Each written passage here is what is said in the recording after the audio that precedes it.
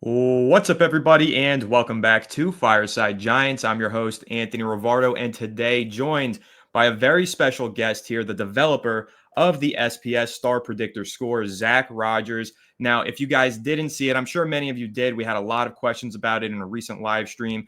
This wonderful graphic made the rounds all across social media of Jaxson Dart and his unprecedented 100% SPS score. So today, brought in the creator, the developer of the SPS score, to give you guys a better explanation as to what exactly that is, what it could mean for Jaxson Dart, and then just have a fun conversation about how excited we are for Dart as a prospect. So, Zach, thank you so much for joining me. How are you doing today, my friend? Pretty good. Thank you, everyone, for joining. This is going to be a blast. And also, thank you for the whole, the New York Giants fan base. It's been a wild ride these last couple of days, seeing it get on Barstool Sports, the Pat McAfee show. So I want to first of all thank the whole Giants community for kind of launching, and for Anthony for writing that article. I think that was kind of the big point that kind of helped launch it. So I appreciate everyone from the Giants community. Thank you so much, and it's going to be fun talking about it in the day. Absolutely. Shout out to all the Fireside Giants fans, community members. I know that they definitely had a huge part to play in getting that graphic out there. So we've got the best fan base in the world here with Giants fans, no doubt about that. So, all right, let's talk about the SPS score, though, because that was the most common question that we had in the live stream the other day. Like, obviously, we talked about Dart getting the SPS score and kind of that elite class of quarterbacks that was featured on the graphic with him. But the SPS score, if you could share some insight on how did the SPS score, the idea of it come about, and what led you to ultimately create it? Yeah, so it's fun. So I'm big in fantasy football. About 2 years ago, I knew that I always wanted to dive into analytics, in an extreme level. But to me, it was kind of like playing a video game. I can't get over the idea of kind of wasting time on a video game. So I didn't do it until I came up with the idea of Brainy Ballers, the business. So with that future prospect of money, that's when I started diving deep into it. And then in March of 2024, I published my first analytics article. I believe it was looking into height for quarterbacks to find whether or not that correlates to fantasy football success or not. And essentially, I posted that on Reddit, and it went crazy. It went wild there too. So at that point, I was like, all right, I'm an analytics guy. So that's when I kind of started to dive deeper into things. And basically, my end all goal was always an analytical model to predict fantasy football success. So to do that, I just started researching every metric under the sun. My big questions with every metric was what matters, how much does it matter, and also what benchmarks are desired within each metric that you should hope for in your prospect, in your favorite prospects. So over the last year, maybe year and 2 months, I wrote articles on every single individual metric, and essentially trying to answer those questions. And that's kind of, and then about 6 months ago, I would say the RAS guy, relative athletic score, Kent Lee Platt, he developed the RAS in 2014. Yeah, so I look up to him as somebody who's developed successfully an analytical model, and essentially I messaged him for some advice for creating an analytical model. And my whole idea of the SPS at that point, I knew that was the end all goal, but I was taking my time with it. I was thinking maybe post something in 2026. Take my time with it, make sure it's quality work, all that stuff. And I talked to him, and one of the points that he made to me was, he would, if he were in my shoes, he would kind of start putting something together. He liked the idea of making sure it's quality work before I publish it, but he made that point of, kind of starting just to put some things together. So I did that one time, and out of all the stats that I researched, the first version of the SPS, far from what it is today, but even just that first version was much more predictive of fantasy football success than most metrics out there right now. And these are like all top metrics that everybody knows. So, yeah, once I realized that, I was like, okay, I'm going all in this year. And that was about 2 months ago. And then at that point, it was all bets are off. I'm going all in. I'm working 12 hours a day to post every single position just from the early results. That's kind of what propelled me to what you see today. Yeah, and what I love about it is that you mentioned it as initially being a fantasy football predictor, success predictor, and that's what it is. But if you look at the database, it's not only a predictor of success at the fantasy football level, but like Right. most of the guys who rank near the top of this metric are like all pros, multi Pro Bowlers, and so I find that very fascinating. The whole idea how the success of an NFL player can be very much correlated to their fantasy football success, and how the Right. SPS database is really able to determine that. Yeah, and that's a fair point that everybody makes. This is a fantasy football predictor, so I can see why some would be turned off by that. But ultimately, it's like, how do you quantify success in the NFL? Well, you have a whole scoring system that's been developed for decades called fantasy football to quantify, who's successful, who's not successful. So I get that criticism, but ultimately, the results. The big thing is the results kind of show for themselves. Right. And speaking of those results, like I'll show this screenshot that we shared on social media of the top 10 quarterbacks here. And, the success speaks for itself. Obviously, the highest graded SPS player prior to Jackson Dart at the quarterback position, Lamar Jackson, who's a 2-time MVP, should have been 3-time this past season, but 3-time first team All Pro. Jalen Hurts won a Super Bowl, Roethlisberger, Mahomes. Obviously, Deshaun Watson had a lot of early success prior to some injuries and some other things. Cam Newton, Kyler Murray, Josh Allen. Like it's all successful quarterbacks, not only at the fantasy football level, but even at the top of the game, which is something that I just, like I said, found so fascinating when really diving into this and really gave me a lot of hope and optimism for our guy Jackson Dart stepping into the New York Giants. Right. Yeah. As I mentioned to you previously, I'm a Cleveland Browns fan, and I'm happy you went to New York now because you guys really took the SPS to a whole new level. But at first, I was hoping he was going to fall to the Cleveland Browns, and that's actually why you. There's a typo in the graphic that went viral, and I'll mention this too. I was posting the SPS grades live, and when he started falling, he fell past the Colts and the Saints. At that point, I was like, all right, it's either the Rams or the Browns. And I just had an intuition that the Browns were going to take him the start of round two, or they're going to trade up to take him like the Giants did. So I preemptively put in the Browns there. And as soon as the Giants traded up to take him, all panic ensued. And that's one little typo in there that's why you see that. But the grade still applies and everything. But that's why you see the Cleveland Browns on the graphic instead of the Giants. So I know that the SPS has 15 different metrics, right, that are accounted for and make up the final SPS score.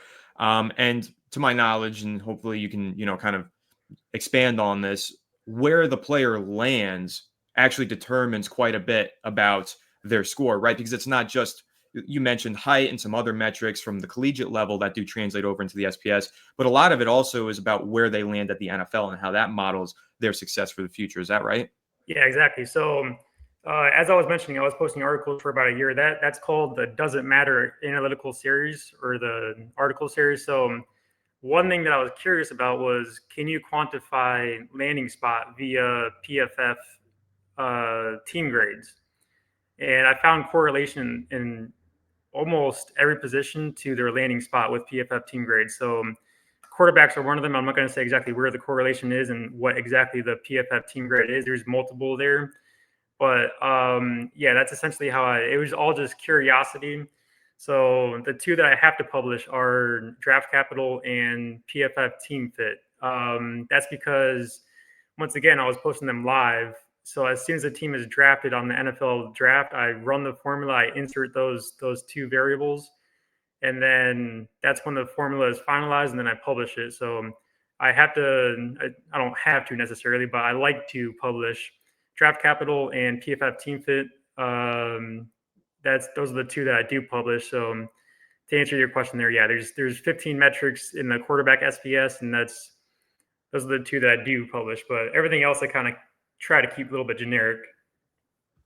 Yeah, I think that's so fascinating and so much different from other models. Like, because, I'm really into PFF as well. I've got the PFF membership and I dive into their stats all the time. And we reference them a lot on the channel. And they have some of their things that they call stable metrics, right? The translatable stats that you'll see determine or be kind of predictors for success at the next level. And they're Right. pretty stable, they're pretty solid, but there are discrepancies within that. But then again, looking at this SPS model, it has so many other factors in its wheelhouse and so many other metrics that it takes into account for. And I think that's really why you found so much success in predicting the Stars' success with this model. So again, I just find it Right. all very fascinating.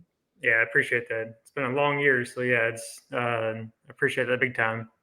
Yeah, a lot of hard work definitely paying off now. And, Yeah, speaking about the fit for Jackson Dart, and, kind of straying a little bit away from the SPS model, but we'll get back to that. I just want to have like a little bit of a discussion on kind of the Giants and Dart, because it's not really a surprise to me and probably to most of the viewers of the channel that for a model that predicts success largely based on landing spot, Dart grades so highly, because we've said this quite a bit on this channel. I have a lot more optimism for the Giants than I think most fans do. yeah, And just to clarify, that's not normal, because I'm usually like, I've earned my reputation as being rather pessimistic on this channel, but yeah. I've That's done a good. bit of a That's good. flip. Yeah, is I always say that people call me pessimistic. I say I'm not pessimistic. I'm realistic. You were But this exactly year, right. exactly. So, but this year I have quite a bit of optimism because I like Brian Dable and his ability to develop quarterbacks, and I Yeah, think that this spot for Dart behind Jameis Winston and Russell Wilson, giving him time to grow in a yeah. scheme that's really friendly to the traits that he possesses, all these factors I think just makes for a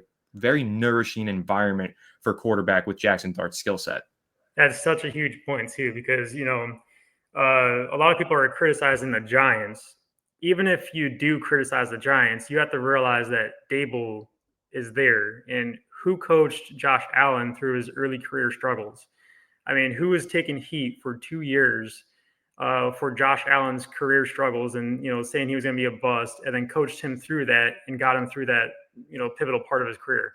It's Dable, and you watch a lot of the rookie minicamp, highlights and film, and a lot of what you see is Dart throws, and then he goes right to Dable, and Dable starts talking to him. So I just have such a huge, I agree with you. Being pessimistic is, I mean, it's good. It really is good, but I just have such optimism in Dart to. I'll make this point too. So Josh Allen, number 9 all time SPS, he was more raw, which I mean that shows it right there by itself that Josh Allen was number 9 all time SPS and Jackson Dart is number 1. But uh, Josh Allen coming out was a lot more raw than Jackson Dart was. So it's almost like this is an easier project for Dable, and not only that, but he's already been through the ringer. So it's there's so much optimism to be had about Jackson Dart here. 100%. And there were Giants fans who initially, when the draft took place, were not crazy about the selection, but that wasn't me. Like, I was super excited about it because we started talking about Jackson Dart pretty early on this channel. Obviously, the Giants were eliminated from the playoffs very early in the season, so we started to get a pretty quick jump on draft season. And during the season, a lot of the conversation was about Cam Ward and Shador Sanders, but pretty early on, I would say early January is when it started on this channel. We started talking about Jackson Dart because I have a buddy of mine, John Thompson. He's really into college football. He was like, dude, you should check out Jackson Dart. That might be a sleeper. I did a lot of research on him, watched them all 22, watched his highlights, really tried to absorb as much information as I could. And I wrote an article on Empire Sports Media back in January, why Jackson Dart could be the steal of the NFL draft. So then all these months later, to see him land with the New York Giants, it was like vindication. It was like excitement. I was like, this Yeah, guy that I had conviction in. And to hear that Brian Dable had such a conviction in him, how can you not be optimistic as a New York Giants fan? I'm happy you had that experience because I'm a Cleveland Browns fan and they never draft my players. So I'm happy you have that experience. But yeah, that's a good point. I mean, so he does have a lot to build on. I mean, there's, Run the Nine. They're Brainy Baller's in-house film analyst. And they kind of did a little write up for me. So essentially, his anticipation, footwork, throwing motion are kind of his main three things that he needs to work on. But I mean, his big point was everything he was ever given at Ole Miss was he executed. It's just a matter of he was never given, the quarterback one mindset, I guess, of running an offense, fully reading a defense. That doesn't mean my point, my counter argument against that is it doesn't mean that he can't do it. He just wasn't really asked to do it. That's all it means. And if you look at which Run the Nine agrees with me heavily here with Dart's attitude, his mentality, work ethic. Every interview you watch with him, he just seems like such a coachable kid, great person, great human being overall. So his ability to overcome those anticipation issues, the footwork, stuff like that, I have no doubt in him. Yeah, I'm really confident in him, and I actually really love that you mentioned him off the field, like his personality and the way that people talk about him. Because prior to the draft, I was in Washington D.C. hanging out with some friends. Not to go too far off the beaten path, but one of them was an an alumnus from Ole Miss, and I was like, "Do you know Yeah, Jaxson? You know, like this is a guy that I really like for the Giants this next weekend if he gets drafted there."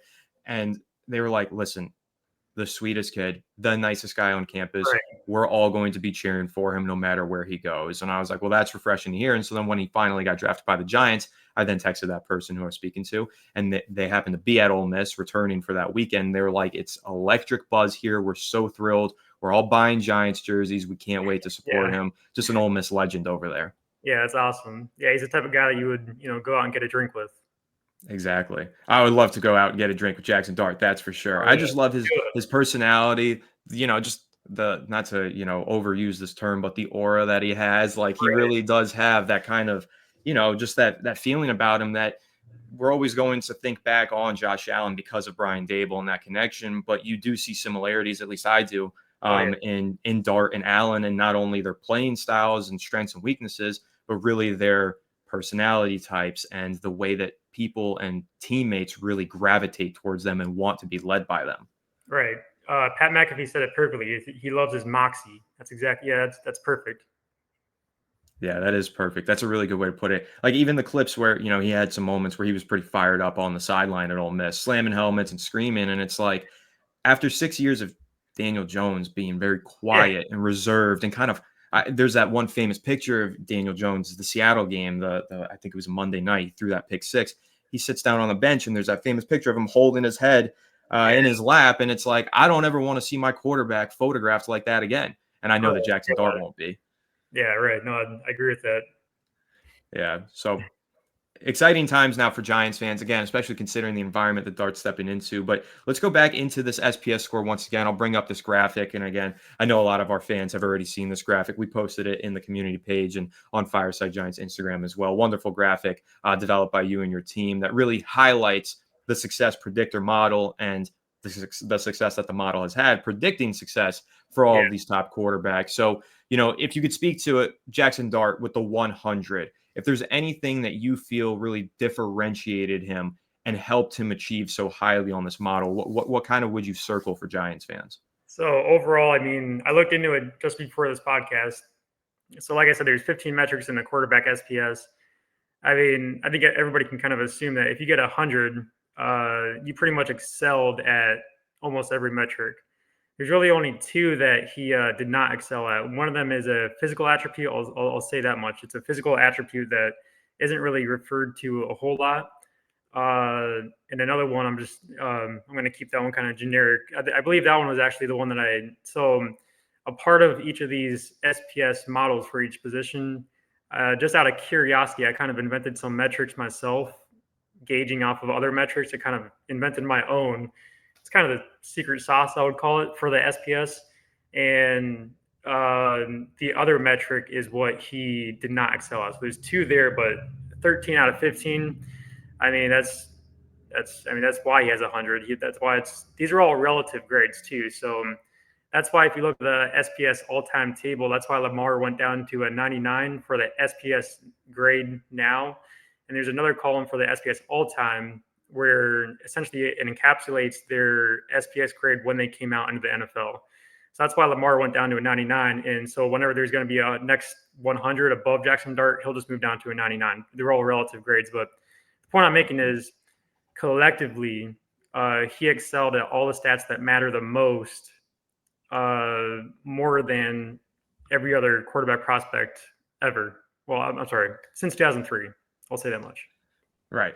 And I think it's awesome that it goes back to 2003 because we get players in here, even on this top 10 list, like Drew Brees is on there, Ben Roethlisberger's on there. A lot of the times you'll look at some models and they're too new. And so the sample size isn't large enough. But the fact that Right. you're able to develop it, to have such a large pool of prospects dating back over 20 years, I think is what really adds a little bit of credence to the model and gives it a little bit more, credibility, especially when you're looking at its historic success prediction. Right. Yeah. That was the end all goal. And that's kind of what took so long for, like I said, it took 2 months from the moment that I realized I had to do it to having everything out for all offensive fantasy football positions. That was kind of the end all goal that I felt like I had to do. I had to show people that, if I publish this, I'm going to publish this with everybody. I'm not going to just, start this year. I'm going to backdate it essentially. I want people to see that. Yeah, and I love that. And one observation that I will make here, just from this graphic and looking at the top 10 quarterbacks here, and I'll bring this up because it's something that we've brought up on the channel before, with Jaxson Dart being raw as a prospect in some ways, like you said, more polished than Josh Allen, which is why he's higher, but he's definitely got a raw nature to him. And I feel like you could have said the same about Lamar Jackson, Jalen Hurts, Exactly. Mahomes, Cam Newton, all these guys coming out. And so one of the points that I've made on the channel is the really polished quarterbacks, I think sometimes for a guy like Dable might be a little bit more tough to coach because there's less room to learn and less room to Yeah, grow. But with Dart, one of the things that you said that I've definitely said before on the channel as well, and I love that you said it, it's not that he can't do it, he just wasn't asked to do it, right? exactly. And I Right. think that ties into being a raw prospect and giving you a ceiling that's much higher than other prospects and making you, and this is one of my favorite terms I always use, a very moldable ball of clay. That's how I view Jaxson Dart. And that's what we said about all of these guys who are in this top 10 here. They were all very moldable balls of clay. And that's how they landed in the right situation and ended up finding a lot of success. So again, just giving us even more optimism here for Jaxson Dart and the situation that he's found himself in. Exactly. Absolutely. That's so true. Yeah, so really fascinating stuff. So SPS, what can we expect going forward? What else should be on the horizon for the model? I know you've kind of shared on Twitter/X a little bit, and you've hinted towards some things that you're working on for the future. Anything special that you want to share with the people? This is like a tenth of my whole big plan. This is for how big it got, only a tenth of the plan. That's pretty big. So IDP positions, possibly next year, defensive positions, defensive ends, linebackers, safeties. And then like I said, during the NFL draft, we published them live at Brainy Ballers. The final grades is what we published live. And probably this year, I'm probably going to be posting some preemptive grades looking at 2026, the NFL draft there, kind of trying to gauge who may be the top SPS prospects. So I'll be posting that in the coming months, I would say. Maybe wait until a little bit after the college season. But so yeah, defensive positions. And the big goal that, could be way big is it's not just football too. My big goal is to have analytical models for every single sport. Baseball, basketball. I think baseball junkies are going to love that. So I know this is a football chat, but yeah, those are kind of this is like just the beginning, really. These are just kind of scratching the surface here. So yeah, those are the big things I would say right there. That's really exciting. I can't wait to see the growth of the SPS, of the Brainy Ballers brand. Like, this is something, again, I found, wrote the article about it. I was so fascinated. And I was like, how is this something that nobody's talked about before? With the Yeah, amount of success that this model has had predicting NFL player success in the past. And we only talked about the quarterbacks in this, but I went through the database. I was looking at wide receivers and how Calvin Johnson, of course, scored very yeah, highly, went on to be a Hall of Fame. It's had such an incredible amount of success. It's so credible. I was shocked to see that this hasn't gotten more publicity. So I'm really happy for you that you're getting more visibility now. And again, this is something I'm going to be tracking. I'm going to be keeping up with everything. And I think that this is an interview that people in a year's time, after maybe Dart gets some start or whatever, yeah. they're going to look back on this and they're going to be like, wow, this was something else here. Yeah, I agree. And I appreciate you writing that article so much. I'm happy that McAfee mentioned your name as well. Yeah. That's pretty awesome. That was cool stuff, man. He's given me a couple shout outs before, but this one was really cool because he mentioned Empire Sports Media. And so that was exciting for us because prior it was, my Twitter handle, that's one thing, that's whatever. But the website, that was pretty great. And I actually checked, we did see an uptick on traffic on that article following him mentioning it. So that was really cool stuff. But Yeah, that's so true. Um, another, go ahead. so one thing I wanted to mention as well, I think this could be good insight for Giants fans. As far as what you should expect from Dart this year, I don't know when he's going to start. I don't think anybody has a perfect idea of when he's going to start. But even if he starts later this year, I would not be expecting, him to throw for 500 yards every game. This is the SPS predicts career success. not rookie season, not one season. It's all career success. So I have full faith that I would not. I mean, I would if I had a gamble on it, I would say that he's going to come out swinging. But if he does come out in week 16 or 17, and he only has a couple weeks, and he puts up 220 yards, one touchdown, I mean, I'd be very happy with that. Especially going into next season. I think we would too. I mean, listen, rookie season, you want to see flashes. Year two is when you want to see that growth, and then Yeah, those quarterbacks really start to establish themselves. And even to that, I'll tie it in because I think it is important to throw a little caution to the wind. Tell Giants fans we don't expect them to just step out, and start throwing for 500. But like even Lamar Jackson was good as a rookie, really took off year two. Hurts the exactly. same thing, barely played as a rookie, took off year two. Josh Allen, I think by most metrics, was pretty poor as a rookie. Really Yeah, took off more year three, even. right. Dable really changed the scheme for him, and Mahomes didn't even really play one game in his rookie season, took off year two. So I think, again, you look at that common denominator of having time to grow, not needing to be elite right away. I think that's also something that you could see as a common denominator in this entire equation for the SPS. Exactly. Yeah, that's so true. Yeah. So before we do wrap this up, I'll throw this out there because this is like an ongoing motif that gets mentioned on this channel. I've got this insane fantasy football league that I'm in. So it's Yeah, meant to be this NFL sim league. It's a 20-man league with individual defensive players and everything. So when you said that you were adding IDPs, I lit up. I was like, oh, here we yeah, go. This that's is going to be awesome. huge for me. But I Yeah, love this league. I just won the championship this past season, which I was super proud of. Made a lot of big moves, but I've got 2 first-round draft picks. I've got number 11, which is the one I traded for, and then number 20, my own for winning the championship. One of those two I have to spend on Jaxson Dart, don't I? oh yeah, oh yeah, I am. I'm reaching for him. Kind of a funny point of all this. I was keeping my whole Brainy Ballers work secret from my league mates. I was not telling anybody I was working on any of this, and then obviously it went viral, and I woke up to one of my buddies texting one of our buddy group chats link to my work. He did not even know it was my work. So my point that I'm making is they know now. They know it's me. So they know who I'm taking, and that means I have to trade up now. So I kind of hate myself in Nice. that sense. And I was joking I was going to delete the SPS so they can't find out anymore. But yeah, I feel like I mean, yeah, even if you want to change, I'm taking him anywhere. Draft for value, trade for championships, essentially.